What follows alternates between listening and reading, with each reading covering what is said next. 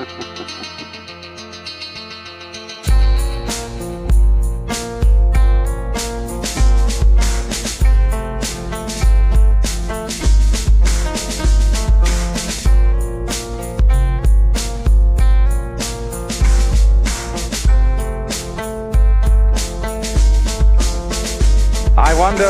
wonder what you would do if you had the power to dream at night any dream you wanted to dream.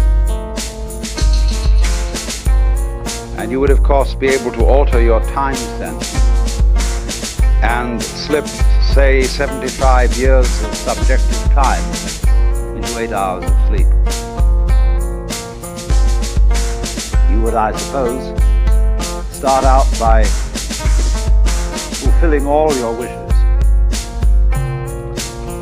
You could design for yourself what would be the most ecstatic life. Love affairs, banquets, dancing girls, wonderful journeys, gardens, music beyond belief. And then after a couple of months of this sort of thing, 75 years tonight, you'll be getting a little taste of something different. And you would move over to an adventurous dimension, where there were certain dangers involved and the thrill of dealing with dangers. And you could rescue princesses from dragons and go on dangerous journeys. Make wonderful explosions and blow them up. Eventually get into contest with enemies. And after you've done that for some time, you think up a new wrinkle. Forget that you were dreaming. So that you would think it was all for real. And to be anxious about it.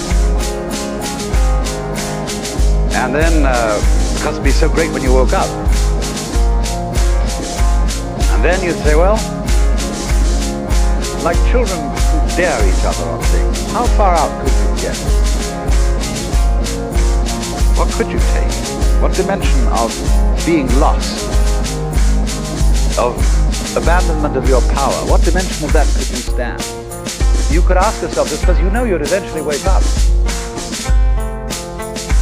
And after you'd gone on doing this, you see, for some time, you would suddenly find yourself sitting around in this room with all your personal involvements, problems, etc., talking with me. How do you know that that's not what you're doing? Could be. Because after all, what would you do if you were God? If you were what there is, the self. In the Upanishads, the basic texts of Hinduism, one of them starts out saying, in the beginning was the self. And looking around, it said, I am. And thus it is that everyone to this day, when asked who is there, says it is I. And thereafter gives whatever particular name.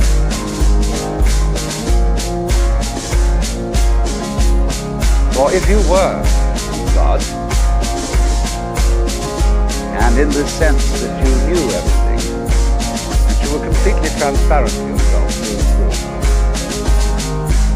you would be bored.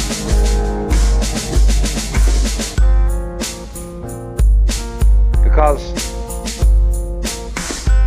if, looking at it from another way, we push technology to its furthest possible development, and we had, instead of a dial telephone on one's desk, a more complex system of buttons,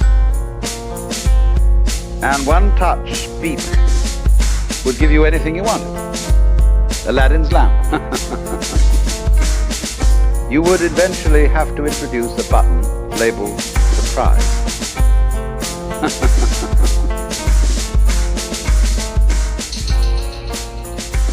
Because all perfectly known futures, as I pointed out, are past. They have happened, virtually.